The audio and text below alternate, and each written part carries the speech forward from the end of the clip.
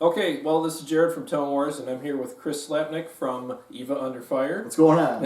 Not much, man. Thank you very much for coming on. It's been a pleasure. It. Yeah, we've actually spent the day together. Yeah, played some guitars. Yeah, played some guitars. On metal telly. Yeah, exactly. Yeah. That telly was freaking badass, man. And we played through the Helix and the Friedmans. Absolutely. And, yeah, we blew up my living room, so it was really awesome. cool. Yeah, and I wanted to thank you for coming by and spending the day with me. And the other thing too was I wanted you to come by because you guys are straight up killing it right now. We're trying to grow the band every day. You guys are really doing well, and you're from here. Yep. So that proves that you can be successful from here. So it's not about just, well, if you're from Michigan or whatever, you can't. You know, you guys are proving that wrong. And we're 100% DIY. I mean, I'm the advertising, I'm the marketing, Yeah. I'm the manager. I do some of the booking. We have a booking agent, so I run the business side of the band pretty much. And you're doing a great job, and so is everybody else in your band, obviously, because you guys, like I said, are straight up killing it. And I'm going to start off with taking a wild guess, and I'm going to be kind of like the average musician around here guessing, like, okay, so since you guys are doing so well, you must have done, I don't know, 100 shows with nationals. Right. And you paid, you sold the tickets, or you paid your way in. Never. And you did all this stuff, and then one day, Mr. Big came out of his Cadillac, and he walked in and saw you guys and was blown away, and he was like, I'm going to make you a star. Is that what happened? That's absolutely not what happened. Oh, my God. We've never even done one pay-to-play show. Really? We won't do it. It's a scam. There's absolutely no reason or need to ever do that. And anyone I know that's ever done it has horror stories. Mm-hmm. I know one band around here, the guy had to go sell guitar equipment to get money to cover his portion of the tickets. Because he couldn't sell them all. Right. So that's a waste of money. You would have been better off taking that money outside and setting it on fire and heating yourself. Exactly. You really are getting some hot dogs. Yeah, maybe little s'mores or something. You're going to get absolutely nothing out of that. That's probably the biggest waste of money I can see. Wow. You're basically giving some promoter money to give to some band who doesn't care about you, and their fans aren't going to care about you either. Yeah. So here's some money. Have fun with it. Yep. You're out. You're investing in their business, right? But you get nothing. You're getting nothing. You're not growing your band or your brand or your anything. Wow. Yeah, and I'm so glad that you're here because, like I said, you're living proof that what you're doing works. Right. And that and what you're saying is true. Regarding the pay-to-play thing. Let me clarify this one. I'm not opposed to it. We've played shows with nationals where we were the only local band with a couple nationals, and we played for free, but they were big festivals where we were able to sell merch. Nobody shut down our merch booth, like you've heard of that happening, where we were able to make a lot of money back on just playing the show and get exposure. Gotcha. That was a time, but we still got drinks and food. Yeah. So that was a time where a case-by-case basis, it made sense to do. But if you're playing at some of the local clubs around here and they're bringing in some national and they want you to sell tickets, it's awful. Like, you shouldn't have to do that. You would be better off taking that money and investing it into advertisement. Yeah. Or, like I see right now on Facebook, I can go on there, bands are selling tickets to play with this band. A bunch of different bands are selling them, and they're undercutting each other. So even if you sell your tickets for half price, you still have 50% of the money to make up that you're coming out of pocket with. You got to pay that out of your own pocket. So you're essentially you're paying to play somewhere. It's like paying to go to work. Yeah. Do you go to work and get paid, or do you pay your employer for the privilege of working there? Yeah. I mean, that's really what it is, and the way it's been spun is that this is the only way to make it. You got to pay your dues, and you got to open up for these guys, and that even if Mr. Big's not there, maybe somebody in the band really liked you, but and they want you to go on tour with them. Well, that's even another scam because they're like, hey, we really liked you. Want to go on tour with us? Yeah. That'll be $10,000 at least. So it's like it's an absolute joke. And you can take that money, like you said, and we'll go into that in a minute, like how you can invest that into your own band and minimally get to where you guys possibly are, or further, or close, or because I don't have all the answers or know everything. This is trial and error, and taking advice from bands that are much bigger than us that have taught me some stuff that I was able to utilize, and then through trial and error figure out some other things that work and don't work. Yeah, and not every single thing that you're going to say or I'm going to say is going to work perfectly for every band. Right. But it's an idea that they can massage and shape Right. into their business model that's going to work. And so what you're doing is you're giving everybody ingredients Yeah. for success, and then the way they cook them is up to them. You think about like in the band I'm in now, we're having the privilege of working with this great producer named B.J. Perry. He was responsible for helping out bands like I Prevail and Drew Jacobs. And both of those bands, their first show, local shows in the area were over 1,000+ people. Wow. That they sold out without, playing shows and never doing pay to play or having to sell tickets. You know what I mean? That's just from advertising, hard work, making good songs, having good videos, promoting it the right way. Okay. They didn't take $700 and say, "Here you go, Mr. Promoter. Let us have the honor of paying you to open for somebody else." Yeah. Yeah, and I think that's a great point. And the whole pay to play thing has been spun so much that there's a lot of debunking that we have to do now to kind of clear up the all of the lies and all of the BS that surrounds it. And I've been feeling like this for years, and I think that you're right. In fact, I don't think you're right. I know you're right. You can take a $700 check and put it into your band, and get all of the benefits from it by advertising maybe a couple music videos, several songs that you just released, singles or whatever, and get more exposure that way. Because in my opinion, you correct me if I'm wrong, please, because I'm trying some of this stuff out myself. In my opinion, you're going to be represented better by an awesome studio recording and an awesome, very well edited video. Which we have, but we fail on some of the videos we've released. So with our new material, we are working to step the videos up, because that is important. That will, if you don't have a good studio recording or a good video, that will limit your reach. Yes, and I understand. Now, I watched every single one of your videos. Yeah. You definitely had some really good ones, and you had some ones that were awful. No, I wouldn't say awful. They were just lower budget. Oh yeah, they're embarrassingly bad, and to us. But even with that, you guys are still touring all over the country and doing really well. So so that tells you that even if you don't have Hollywood level videos, but you still have a great recording and a great sounding recording and great songs. And if you take your money and invest it into your business property, like you guys have done, you can still get way further along than opening it up for the next has-been or wannabe that comes through town and plays a venue that you frequent. And then insults your band while you're on stage. Oh, yeah. Insults the bands. Yeah. They won't talk to you. And I guess getting back to where I was going earlier, even if Mr. Big's not there, the singer's not going to...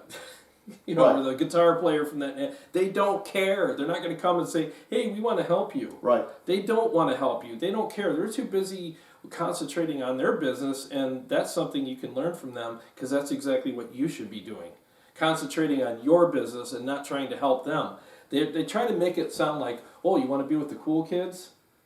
Give me some money." Yeah, give me some money and you could be with one of the cool kids. And you think like all this notoriety is going to come from it. I fell into that trap years ago. I'll be honest with you. I fell into that trap. We're going to open for so-and-so. And it's like everybody's going to think we're just as cool as them. Right. It doesn't work that way. There's a legendary club in Detroit that I'm not going to name names because I'm not allowed to. But I never played there. But when I was a kid, I heard all the horror stories of doors are at 6. You give me $1,000. You go on at 5:30. As soon as you're done, we're throwing your gear in the alley and you have to get out. Why? And that's been going on forever. Yep. And the fact that can still go on today, that people still fall for that, and it's legendary.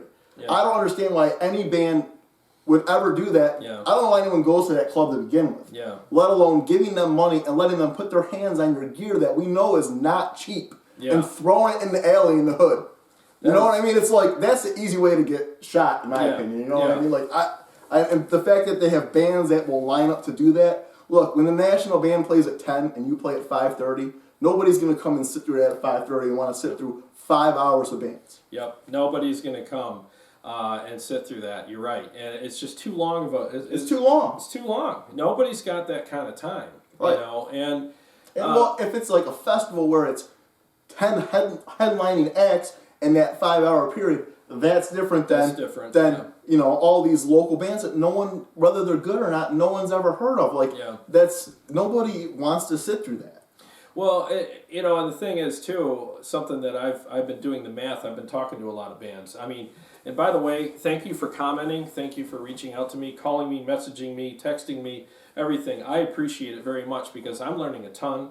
And I'm also learning that I got a ton of support about this topic. A lot of people are like, finally, somebody is saying this, like, you know, and isn't afraid to say it. And I'm just telling, I'm not afraid. I don't care. I mean, I don't either. There's promoters in this town that hit us up all the time. I refuse to even work with. You know, you had someone on last week who said, if our club doesn't take these headliners, the one down the street will. Well, you know what? Let them take it. Let the show fail there. Because if it keeps failing, the market will correct itself. Yeah, that's the nice thing about the free market. Yeah, it'll correct itself. Eventually, it always figures it out. And it's ugly. It's an ugly fall. Right. And there's a time of ugliness there. But once the ugliness is taken, it's kind of like, remodeling your house. There's a demolition period. Yep. And it's not fun. There's dust everywhere and broken stuff here and there, and it's noisy. But when it's done, it's 10 times better than it was. But you can't get there without a little bit of ugly. You know, one of my favorite promoters in the scene, I'm going to name him because this is good thing, that's fine. is John Bobby. He does it the right way. You know, he'll bring in a headliner. He'll put on a couple of local bands, usually not more than 2 or 3 because he knows nobody wants to sit through 5 or 6 bands. That's right. He'll find bands that fit the bill and can draw people. Then he'll pay everybody. Because you worked, and you deserve the money for the work you did. Not, here, sell a bunch of tickets, I'll put you on 6 bands before the headliner, and you're going to pay me, and you're going to get nothing out of it. You don't want to work for those people. When there's good, honest people out here who know how to put on a show, and every John Bobby show is packed. Because he puts good bands on there and makes it a good time, they're always packed. Now, let me ask you this. Are the bands still supposed to sell tickets on John Bobby's shows? Or well, you can, is it optional? It's sort of optional. Well, he'll give us a link, you know, where you can post a link for people to buy tickets. He's promoting in your Facebook ad or whatever. Okay. He doesn't expect you to go drive around and spend $100 on gas to go sell tickets to deliver them all over the state, you know. It's, you know, which that's great. You should have no problem promoting your show because you want people there. And if someone wants to pre-buy tickets, there's a link right there. Any major band you see, you can buy the tickets online. Okay, so you're not the pack mule.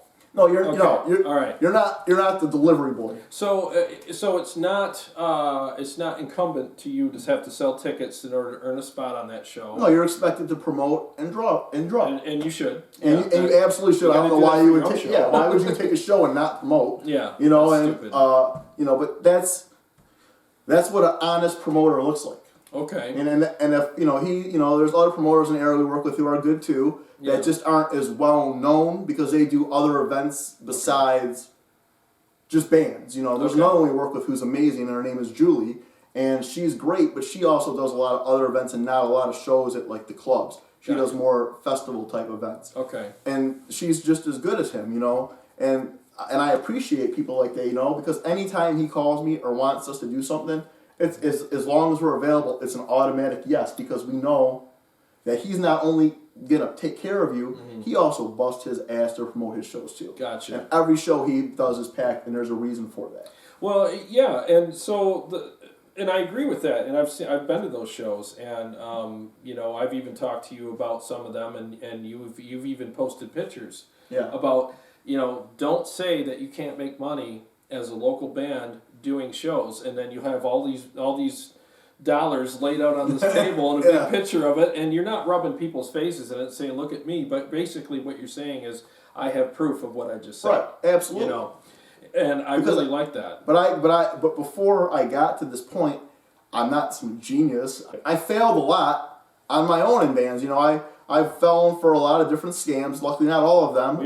We all have, you know, and it's just figuring out over time, you know, or talking to bands who are more successful than me, listening to their advice, listening to what they do, and really listening and not having an ego where I'm like, I'm the biggest person around. I don't know anything.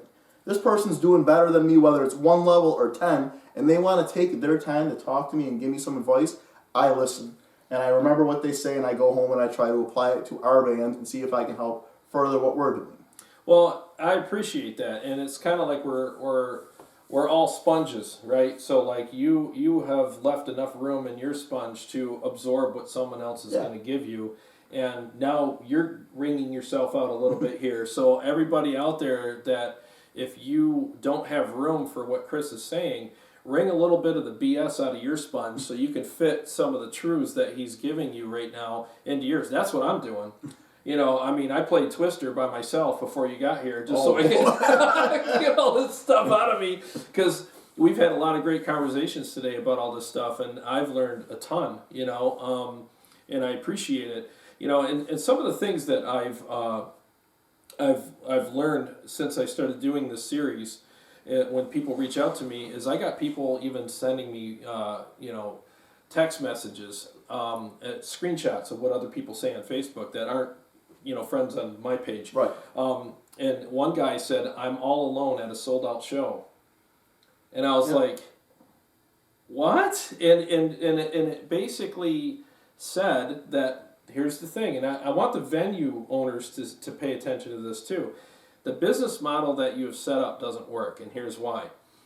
Even if the band comes in and says, "Here's all the money for the tickets that you gave me," whether or not they sold them or not, great. They paid the guarantee for the artist to come, and you're off the hook for that, because that's the job of the bands, according to the pay-to-play thing, is to keep yourself off the hook for having to, you know, pay the headliner. We took care of that. But if they're buying their own tickets and paying that money, you don't have patrons buying drinks from you. So how is that? It's counterproductive. I mean, how is that even good for the venue? Here's a story about one of a last show we played that was a similar situation. The band that paid before us, they paid $750. They brought nobody. They paid $750 to play the show, and we got paid to play the show. And they played right before us, and you know, we were backstage, and they were kind of grumbling about that they had to pay this money. And I looked to our guitar player, I'm like, dude, they just basically paid for us to play here or something, because it's like, you know, and it wasn't even our show. There was a national band that was playing after, said whose show it was, and I was just like, wait, they had to pay to play the show? It just didn't make sense. I was like, you know, why would you do that? And the thing is, when you do that type of stuff, it lowers the value of your band. Yeah. Because now people know that you're that band that they'll just pay to play a show, instead of, we don't have to pay them. Yeah. So as soon as you set that precedent, right, it's hard to buy your way back up. It's hard to get out of that. Yeah. Exactly, because now you're that band that we'll call, they'll play the show because they want to play somewhere, and they're going to give us money to play the show, not you know what I mean? And it's like, so now you're not worth anything. You're worth less than zero. Because at least at zero, you're not coming out of pocket. They're looking at you as lower than zero because you're having to pay them to work there. So that's less. Yeah, you're right. That's like less a stripper. Than zero. Yeah, you got to pay to work at a strip club. Yeah, that's horrible, man. That's it. Yeah. You know, and I'll share a quick story too that's unrelated to music, but it what you said just sparked that in my mind.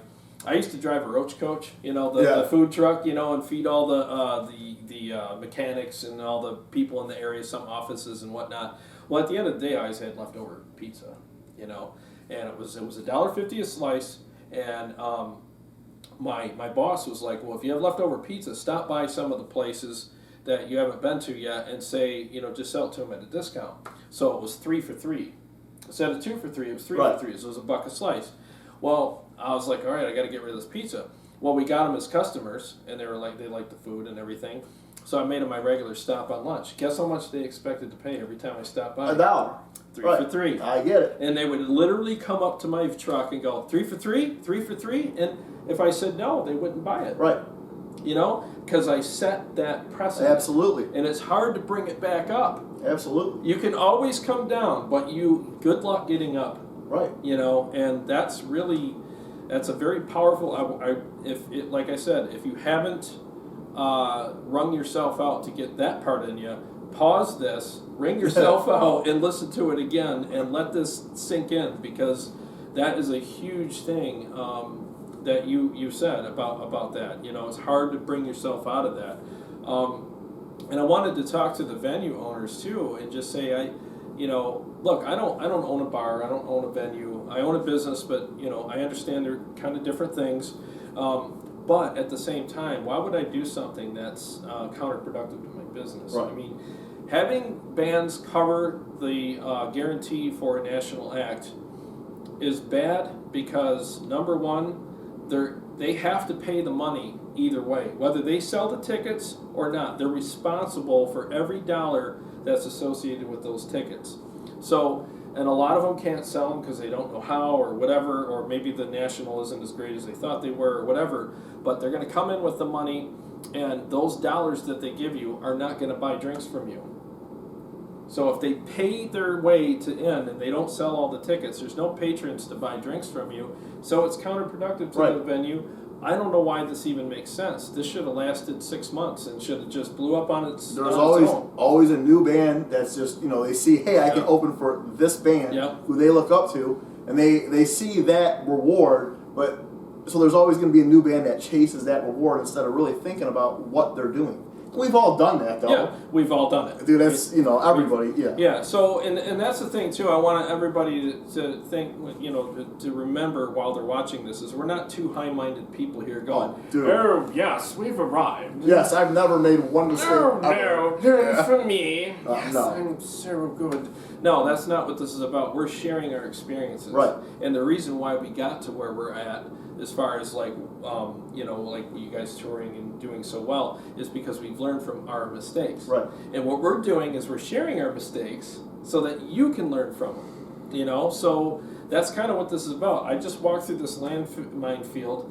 Here's where they all are. Right. It's up to you. And the thing that kills me about this too is like there literally is well-known promoters and other people in the music scene who are scumbags.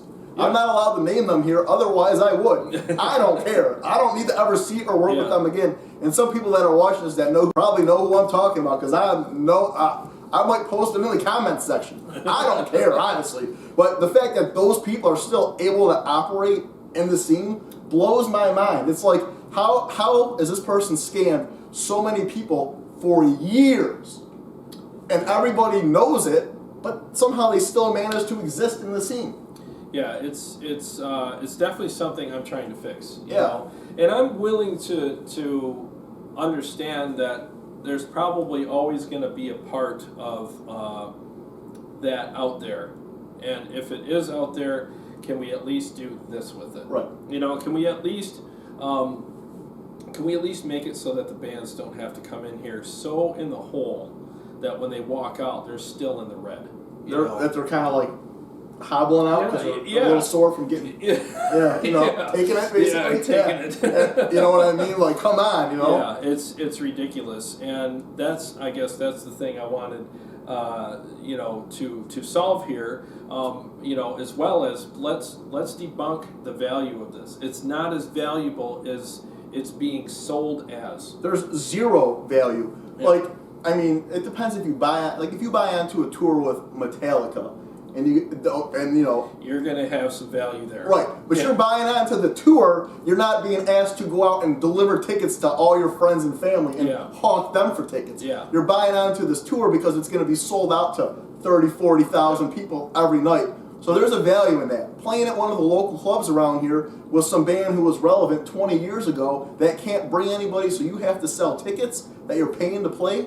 That's not worth it because you're not going to play for anybody, and the people who show up are your friends and family anyway. Paying to play with a band that has a built-in crowd? Yes. Paying to play with nobody at a local club? You might as well piss on the money or set it on fire. Yeah, and you can do better by having your own DIY shows. Right, you absolutely can. And that's the thing, when we play around here, a lot of times we'll throw our own show, put some bands that we like on there or whatever. We'll control the door, and every band will get some money. Yep. In fact, speaking of that, Tiles is a fantastic band, and Jeff Whittle, the bass player, I'm friends with him, and he's been commenting on some of the stuff on my YouTube channel and on Facebook. And there's I can give you a testimony about that. I mean, we've done shows with Tiles, and I always get a check mailed to me afterwards. There you go. Jeff shares the door, and Tiles toured with Dream Theater. I mean, these guys.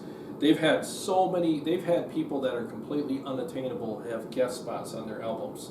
And these people, they're amazing musicians and everything, and they still said, here's part of the door. What's your address? I'll send you a check. And Right. I've done 2 or 3 shows with them, and all 3 of them I got checks from. You should get money if you play a show and you bring 0 people. I understand why you're not going to get any part of the door. Sure. But if you bring some people, you deserve to get some money. Deserve to get something. You think about how much money you spend in gear to have the gear you have. How many hours you spent practicing, writing songs, recording songs, everything it takes to be in a band to even get on the stage at the venue. Yep.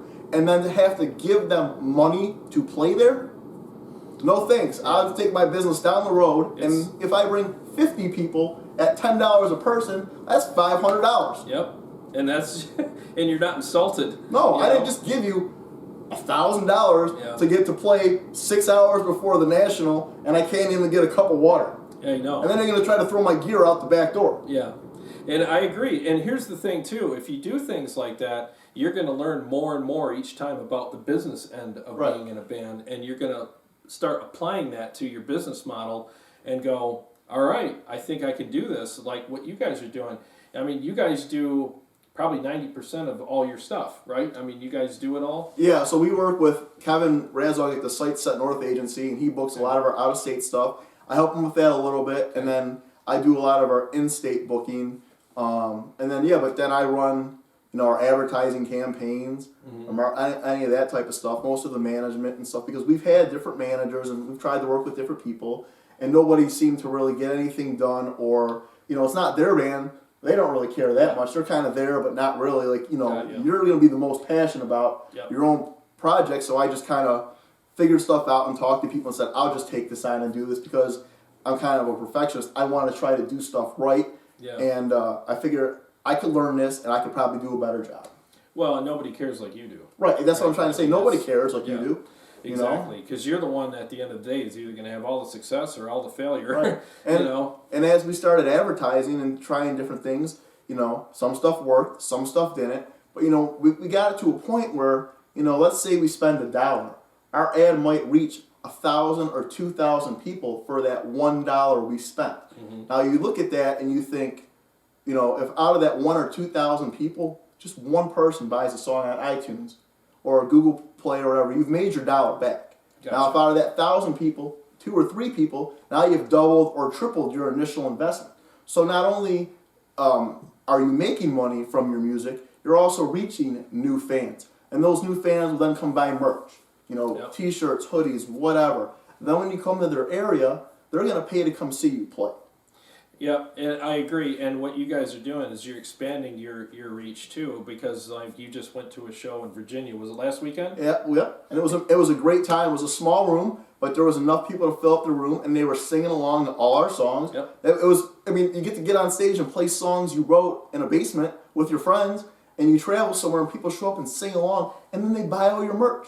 It's a great time. And did we have to pay for the pleasure to go do that? No, we got paid to do that. Exactly. And when I see bands pissing away money to give to some scummy local promoter so they get the opportunity to play for 25 minutes before some band, it's like, why would you do that? If you advertise your band and you build up a fan base, then they're going to want you on that show because you can put bodies in the door who will pay to get in, who will buy alcohol and food, and then you will be compensated for that. You can be a Mr. Cool Guy and say, I opened for this band and had the pleasure of paying, but what did you really get out of it? Nothing. You got nothing out of it because, not even the notoriety, because everybody that's in the know is standing there rolling their eyes going, you poor thing. Right. You got raped by so-and-so. Because that's really how it gets funneled through that whole thing. We got to open for so-and-so. By the time it gets to people in the know, this is what they hear. Oh, you got raped by so-and-so. Yeah. That's really what it is, but, I got to say, though, obviously buying onto a tour we talked about is a little different. But, if they're like, hey, you got to sell 1,000 tickets to open for Deftones, I'd probably do whatever it took to do that because that's one of my all-time favorite bands, so that's a little different. But, but what we're talking about is a little different, and it's just not worth it. Well, being selective, are there reasons to do a pay-to-play per se where you get, you get 3 drinks per band member, you get free water, and I'm not saying we're doing this for free drinks and water, but it keeps the cost out of pocket for us. but you also get a cut of the tickets so that you get paid too from that. And then you get a good exposure situation with a national that's worth it, right. that your audience would like as well. So there's no weirdness there, with the audience. And then you get a chance to sell merch. Do you see that as maybe an exception to what Absolutely, yeah. And it depends. Like I can name names of people I'm really happy working with. I think they're great people, right? Like, fine, I personally love John Anton and the Token too. Yeah. He's always been a stand-up owner, a stand-up guy. Yep. He runs a great venue. He cares about his venue. Yep. He's done a lot of improvements there. Mm-hmm. He treats everybody with respect. He's nothing but a class act to me. And people should take notes of, in my opinion, of an owner like that. Yep. No, I agree. And there's other venue owners too that I've had great luck with. I mean, out at Maidstone, they don't play at all. That place. We used to play there when they first opened. Yeah. And it was a great time there too. Yeah.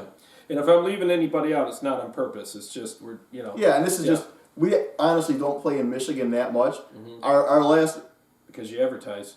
Yeah, one of the last, because we played Winter Blast, but I think the last club in Michigan we might have played was the Token.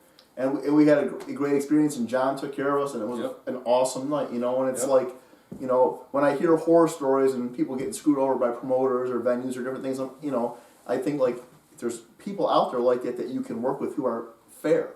Oh, exactly. And here's another thing that we had this conversation off camera, but I kind of wanted to bring it back to the camera as well. This is touchy. It's a touchy subject, so we'll tread a little bit lightly here, but...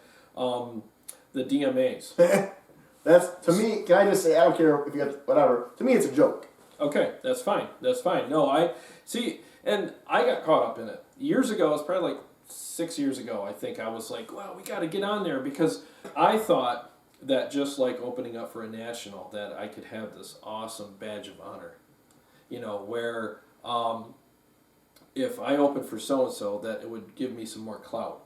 If I got a DMA award, it would give me some clout. And then people would flock to our shows because, oh, wait, you got a DMA? Well, you must be good. So we're going to come flocking to your shows. And how much is it? Oh, I'll buy a shirt, and I can't wait to see you. I'll be in the front row giving you the horns. And, I thought that, I honestly, and I'm not exaggerating, I honestly thought that if we could just win a DMA, it would do something. Oh, God, it would just, there's 10 rungs in the ladder we got to skip. See, and this is where people think I'm a jerk or an a-hole. Okay. Yeah. But I think they're awful. Like, I don't know why it irritates me. It's one of those things, but every year at this time, on Facebook, I see people, oh my God, we got nominated for a DMA, and begging for votes for some DMA. And then you go check out their band, and they have like 1,000 likes on Facebook, 0 plays on Spotify, no plays or subscribers on YouTube, no interaction on bands in town. It's like, you're putting all this energy into asking for votes and getting a DMA, but you're not really doing anything with your music. If you put that same energy into maybe growing and promoting your band, you would actually see some sort of return. Then when I look through the nominees and I see somebody who's clearly not a rap artist nominated for Best Detroit MC, I'm like, well, they don't even rap. And then you look through the nominees again and you see studios nominated that have screwed over you. Yep. Friends of your band. Yep. A lot of people, and then you see studios like, I gotta name Mick from Zoinga, who I love. Yeah. You don't see Mick and Zoinga nominated. Meanwhile, he's cleaned up a lot of these other studios, garbage, that have screwed over bands. He's came and saved the day for a lot of bands. Where's his nomination? Mick Maslowski is a local hero when it comes to recording. I freaking love that dude. So you see what I'm saying? So you see these people in there who are known scam artists, and or the bands that they omit who are actually out there doing something, who really deserve the nomination. And we've been nominated, and I don't advertise or promote it, and I don't think we deserve the win. To be honest with you, we are not the best in our category. We haven't done enough. We don't deserve it. There's other bands from here that are doing more, that are not nominated, that deserve to win. And I see that, and it's just like, people covet this award like it really means something, when it's more of a popularity contest and who can shake hands, go to these meetings. It's just like, put that work into growing your band and grow a fan base. Well, I have to say that there's probably some people right now that just heard what you said, and there's probably a little bit of a boil inside. Oh yeah, I'm a jerk. I know I'm the worst person ever because I don't see them that way. I just see like dude, like, if you don't have enough plays on Spotify to have, like, the greater than 1,000 sign, but you're begging for a DMA on Facebook, why don't you just do that, stop doing that, 'cause that's kind of embarrassing for yourself, and why don't you find a way to grow a fan base and really grow your band so you can deserve an award. I don't deserve any award from the DMAs. I don't go, I don't advertise, I don't anything to do with them because I don't deserve it, but I know that. Well, and I appreciate your candor, and I appreciate your also your humility and your honesty with that.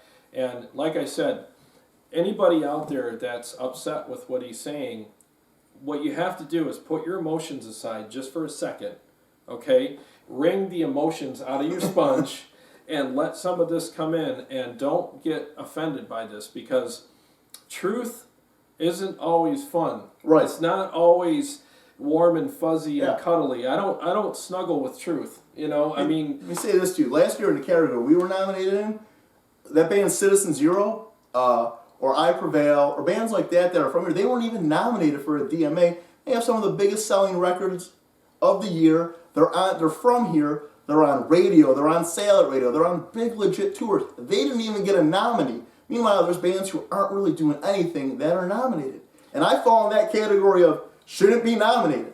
And it's just insulting to me when I see people making a big deal out of them, when bands from here who have clearly earned something don't even get a nominee. They should at least be nominated to make it more legit, in my opinion. Well, and see, I guess that pretty much sums it up, because there's, I'll kind of condense this, what you just said again.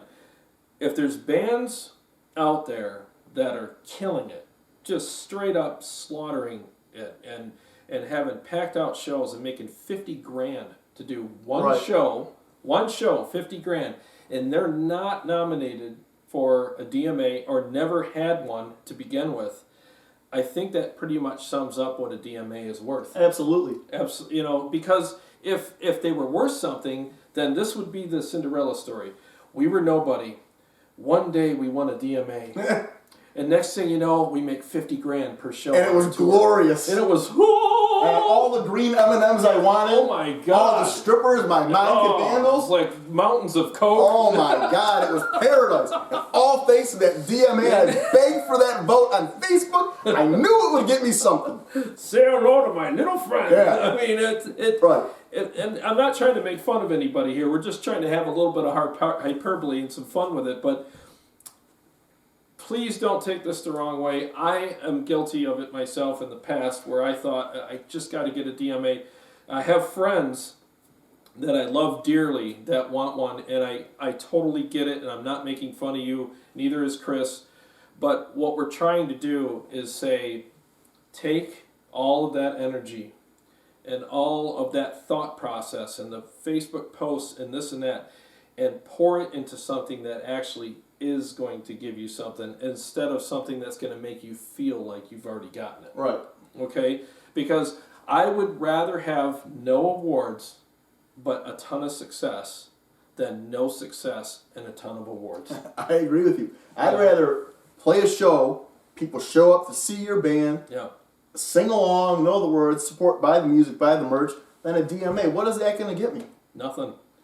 It's not going to get you anything. I'm being honest, and I'm not even trying to be fake humble or whatever. I was one of those people years ago. I honestly was like, we had a meeting and we were like, we got to get in the DMAs. We got to get a song recorded, and here's the rules. I read the rules, and we got to submit it by this date.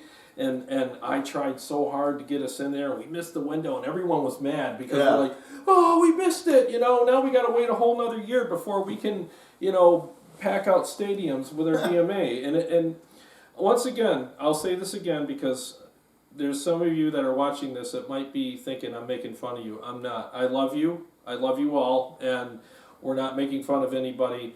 I fell into that trap myself. I fell into the trap of thinking that if I sold $1,200 worth of tickets to play at a local festival, that would get us somewhere, and it didn't. Well, it did. It got you the stage next to the Porta-John. Yeah, exactly. Yeah. So, and the good thing about that was, in case I did have to, you know, use the restroom while I was in the middle of a show, I could just, you know, Porta-John. Well, you got wireless. Yeah. You can just kind of keep playing, going there, and, you know, what you got to do.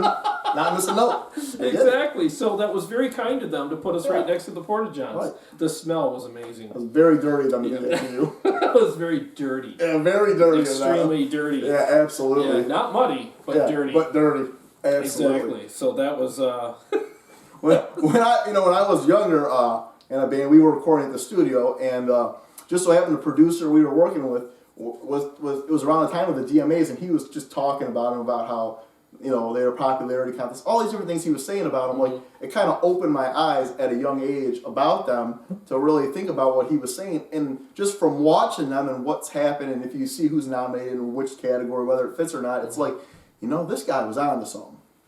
Yeah, well, it's true, and like I said, sometimes these truths are hard to hear. It's not fun listening to somebody say, well, what you've poured your heart into is a great thing, but you're doing it wrong. It's not fun to hear that, and it's not fun to hear that maybe the path you've chosen isn't going to get you anywhere. But at the same time, it's also not fun to find that out the hard way either. Right. And what we're trying to do here is, as much as this might hurt some people's feelings or make you feel bad, but that's not our goal. Our goal with all of these series that I'm shooting here is to stop you from doing things that are not good for your business or your band, which is the same thing, before it's too late, before you're at the end of your rope and you're done and you throw your hands up in the air and go, I just can't do this anymore. I'm sick of it. I'm burned out. I'm bitter. I'm angry. And it's all because you chose the wrong path to success, number one. And number two, there's a lot of you that are watching this right now that are so brilliant and so talented and so good at what you do. And you have some amazing songs and some amazing abilities. And no one's ever going to hear it, and it's never going to give you the dividends that you want, because it's not about the music that you're doing wrong. Those things you're doing perfectly. It's the decisions that you're making with the business end that is you're sabotaging these songs. So if they really mean as much to you as they should, and they do, take heed to what we're saying here, right? I mean, because if you listen to Chris and you listen to what he's saying and some of the things that I'm saying too, based on the experience and the things that have been told to me by a lot of people, I think that you got nothing to lose, because you're not going to be out of pocket, at least in a way where it's detrimental to you. And instead of wasting money on somebody else's business, you can invest it on your own, right? Another thing why I wanted to come here is it's like my local music dream or wish that these people that we know who are scamming bands, whether it be promoters, engineers, recording studios, whatever it is, they get out of business. People know, and they stop working with them. Like, you guys know the people I'm talking about. You have to. And these people should be gone. Like, they should be begging my groceries at Meijer or something. You know what I mean? they shouldn't be anywhere near a venue or working with bands. You know what I mean? Like, and the fact that they're still around, it bothers me. I wish that people would just stop working with them. That's my dream. Well, I do understand where you're coming from, and I appreciate your passion with this, because I'm equally passionate about it myself, because Chris hasn't been saved from all of the things that he's talking about. He's been through them. Right? A lot of stuff I've been through. Some I've been lucky that I haven't had to go through, but I've played in bands with people who have, or I've heard from people in bands that are older than me that I've talked about. I know not to do that. And that's what he's trying to do. He's just trying to give you the honest truth about what he's been through, because he was grateful when people told him that. I wish that someone would have told me this years ago. Like, if I was trying so hard to get a DMA, and I'm just using that for an example, like, and someone stopped by and said, "What are you doing?" "Oh, I'm trying to get a DMA. I got to get all these rules taken care of and get my song uploaded." And that's a lot of work for nothing. Yeah, and then if that person came over and said, "Well, let me just give you the truth on that. Right. If you stopped that right now and put your focus over here, and then explained to me why that would have been better for me," I would have looked at it and said, "Okay." I probably would have felt a little silly. Yeah. I would have felt a little silly for a minute, because I'm a grown man, and I just did something that was foolish. But at the same time, though, if I was mature enough to get over myself and to listen to that great advice, then at the end of the day, who cares if I'm a little butthurt about doing something that I felt silly about, as long as at the end of the day I'm arriving, or at least on my way to arriving where I should be. The thing is, a couple of years ago, this guy was trying to get us involved with the DMAs. He's like, well, we need you to come to these parties. And he's like, they have some parties where you meet people, shake hands, kiss babies. And we were like, yeah, we don't want to do that. I'm not interested in that. I mean, that night I could go play a show. I could find another way to promote my band. I could just lay on the couch and watch sports or something. I don't know. I don't want to have to go politic for an award. If you think I'm good enough for an award, well, I'm sorry that you think that, because I'm not. But you shouldn't have to politic for an award. Like, if you earn it, you earn it. You don't, I don't see the point in, glad handing to get an award and then brag that you got an award that you had the glad hand for. You didn't earn it off of merit. Yeah, exactly, and I agree with you. And while you were earning it, you were gaining fans and gaining success. Right. So now the two kind of meet together, right, and it's appropriate. Yep. Where before, it's kind of like putting your business on a treadmill. I'm going somewhere, and I'm breathing hard, and I'm running, and I'm doing. But you're going nowhere. You're going nowhere. Right. You're doing all this work, but you're on a treadmill, and you're in the same spot, and then pretty soon you run out of energy. You get off the treadmill, and where are you? You're right where you started. Same spot, yeah, and it sucks. So, and that was, I got a quick story I'll tell you is, we were doing it even in the band I'm in now. We wasted money. This is true. Okay. On a radio campaign. Someone said, oh, hook up with these radio people, blah, blah, blah. And we were like, oh, they can get, and we ended up getting some plays on some stations with some bigger bands. But what it cost and how the work that goes into that, it was not worth it. It was on par, or in my opinion, worse than pay to play. And we fell for that scam. But, what happened to us is we were playing a show in Lansing, Michigan with a band who is a lot bigger than us. It's a pretty big band. And their guitar player happened to overhear me complaining to the drummer of our band about this, man, we're idiots. We just wasted all this money on this plays, on the radio, and it was pointless. And people don't even listen to the radio anymore. Mm-hmm. So, and he overheard me. He sat down and talked to me. He said, oh, yeah, you don't waste your money on that. Here's what we do. We advertise on Facebook. Here's some things you should try. He literally sat there and told me what they do and other bands are doing nowadays to get success. He said, I can give you the guidelines, but it's going to be different for every band. You're going to want to try some stuff. And I'm forever indebted to this guy, and I still talk to him periodically and let him know, thank you for helping me, because, I'm actually seeing results from what you've taught me to do. And it actually works, instead of paying money to get a radio campaign, paying to open for somebody, you're really just paying people money to do a service that really isn't going to benefit you. That's how they make their living, so they're living off of your money, and you're not seeing anything for it. Yep, and the lie that they sell is it's going to advance you. But absolutely, and it doesn't. Down. Yeah. What really advances your band, in my opinion, and I don't know everything, just from what I've tried, is having songs that connect with people and getting those people your songs. It's like, you could make the best widget, but if you don't get that widget to your target audience, they're not going to know this widget exists. Yep. So you need to figure out what your music is, what it means to you, and the type of people that would relate to it, and get it to their hands, because then you'll actually see some results.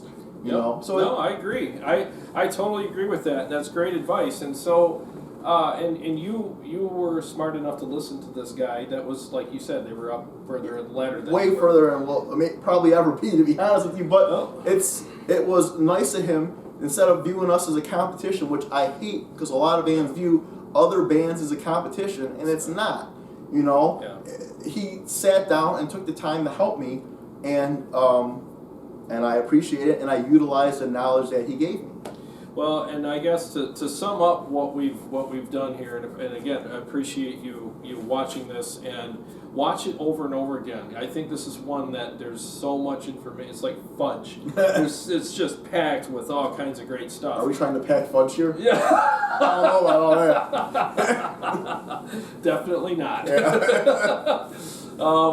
But there's a lot of good information here, And so watch this again and again, because I think this is one you're going to get some great tips. But the main thing I would like to say is, before you make a decision with your band, look at this as, is this a treadmill decision, or am I actually going to gain ground with this? But I also will say this: sometimes you do a treadmill decision because you want a fun night out and it's going to be fun. Sure, yeah. And there's nothing wrong with that Nothing either. wrong with burning a few calories on the treadmill. Yeah, sometimes you just want to go out and have fun. Yep. And the other thing, where I'll say for my personal band is, I'm lucky to be surrounded by 4 other people who are more talented than me, better looking than me, and it makes it easy to advertise and promote when I have a singer like I do, who's a beautiful woman who writes intelligent lyrics that are heartfelt. Yeah.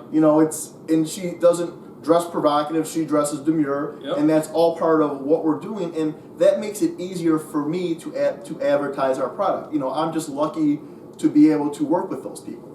Well, and we've done, I think, 1 or 2 shows with you guys. I'm trying to remember if it was 1 or 2, but I've met your whole band, and they're all great people. And your singer is good enough to have an ego, but doesn't. She has 0 ego. She's literally, and I'm sorry for the people who are singers out there, but everyone in the band who's not a singer knows what LSD is. Lead singer's disease. Yeah. They are impossible to deal with and a nightmare. Yeah. She's literally the most hardworking person I've ever worked with, and the best singer I've ever worked with. She has 0 ego and works as hard, if not harder, than anybody else. And that's really what makes it work. Right. It's my rule with bands is I look at a band like a box of strawberries. I don't want any fuzzy, white, slimy ones. Because that'll ruin it. It just ruins it. It spreads through the whole thing, and next thing you know, it's all done. Right. It's covered in flies and thrown in the trash. So, so that's the thing. But once again, make sure. Well, number one, I want to thank you for coming by. It was a pleasure. And it was great. I had a great time with you today. And check out Eva Under Fire. I'm sure a lot of you have already done that because they're amazing and they're all over the place. But if you haven't, definitely check them out and get their songs, buy their songs, and to come see them live, because they do tour all over the country. So you will see them in a city or a state near you, I'm sure, this year. So you guys got a lot of stuff coming up. But and Chris is a very busy guy, and I appreciate him coming over here and spending the day with me and teaching me a bunch of stuff, and then sharing that information with you. Seriously, this is a big deal. You should really watch this one a lot. And I understand. I'm not like a. Some people are a polished thing. I'm rough around the edges. I don't come off the nicest sometimes, or I'm just really blunt and honest how I say things. You know what? I would rather have blunt truths than sugar-coated lies. Right. So I'm okay with it. It doesn't. But not everybody is. I know I rub a lot of people the wrong way, the way I say things. But it's like, I'm really I'm just trying to be more honest. And it's frustrating to see the same people scamming new bands for years. It's like, man, I wish I could just. Yeah. Oh, I hear you. No, trust me, guys. Listen to what he's saying, because he's 100% right, and I've already tried some of the things that he's talking about, and it does work. It does bring you dividends, and it's minimal time. It's not like you got to sit there and pull your hair out at your desk and spend 3 hours doing it every day. It's not like that. You just have to shift gears, and once again, think about it this way. Is this something that's going to make me feel like I'm gaining some success, or is it something that's actually going to gain me success? Put that lens on before you look at decisions, and be honest with yourself and your band members and each other, so you can make the decisions that are right for you. Now, I'm in a band, and I'm going to perform, and I'm probably going to get on some gigs this year where we open up for nationals. But I'm not doing it where I walk out of pocket. I'm doing it for, like what you said, a fun night out. Right. With a band that you like. Yeah, I like this band, and I think it would be cool, and I think we would be a good match for the audience, and I would love to go play a show and interact with people and possibly meet these guys if they're cool, and have a few drinks, have some pizza, and sell some merch, and be able to go up there and throw down on stage. Right, yeah. There's nothing wrong with that. So we're not saying don't do it ever. We're just saying pick your spots. Right. Right? Because I want to do that sometimes too. There's a national coming through town. But I guess we've never really done that. But we'll play for a reduced fee or something if it's someone we really like, because I want to meet them or I want to see them, you know. And I just want to have a fun night out. Exactly. Well, that's you guys are at that level though, where you don't have to, sell tickets to play for anybody because you guys are ticket sales. Right. You know what I mean? When you guys show up, people come see you regardless. You don't have to go, hey, want to come see us? I mean, I'll say this real quick before we wrap up. I follow you guys, and Amanda will go live sometimes when you guys are in the van, touring. Yeah. And all I see is a blizzard of hearts and smiley faces going. Yeah. I mean, because that's how many people follow you guys and love you guys. So why would you make a band like that sell tickets? And it's funny that you say it. That's exactly what John Bobby says. Yeah. And he's like one. Like I said, he's one of the greats. So and how they got there wasn't by opening for nationals and selling tickets. Not once. Not once. They did it because they promoted themselves properly by making decisions based on this isn't treadmill, this is actual ground that we're going to gain. And they spent their money on ads that invested into themselves as opposed to other people. Because it's music, but it's still a product. Yes. You're still selling something. Yes. And you have to have people an awareness. You have to, you think, Nike makes the best shirts? Probably not. Probably not. McDonald's don't make the best hamburgers. No. But I mean, they advertise. They market the crap out of them. And they're great, and people buy them. And it's not about how great your music is. Yes, you have to have a great product, but a great product that no one heard is worthless. Right. And the chips are already stacked against you as a local band because a lot of all these national bands have all these people behind them, PR, this budget, advertising, this and that. But if you're smart about it, you can still steal a piece of that pie on your own, with your own advertising, your own, everything on your own, you can still have some success. Exactly. So, well, hey, thank you. Thank you. Dude, seriously, thank you so much for coming by.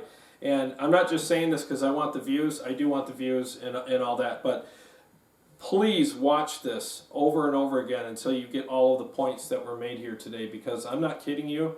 This is out of the series I did. This is the third video. This is the best one because we're getting closer to a fix. We're getting closer to things being better around here. And I want to thank all the people that I have had on the show, for the last few episodes, because things are getting better and negotiations are in the works as we speak. People are talking. I'm phone calls left and right. I've spent a lot of time on the phone with people, but it's getting better. But watch this because I think one of the reasons why this is my favorite episode is because we have solutions. Right. It's one thing to present the problem, and I think that that's extremely important, but solutions are always more welcome than problems. Absolutely. So, and I think that there's a lot of great solutions here. So if you haven't subscribed to my channel, please do. Share this with your friends, and by all means, check Eva Under Fire out live and buy their merch and buy their CDs. It's all great stuff. And one other thing I will say is comment. Your comments mean the world to us because it gives us a chance to interact with you and to answer questions. So please do that. I'll see you on the next one.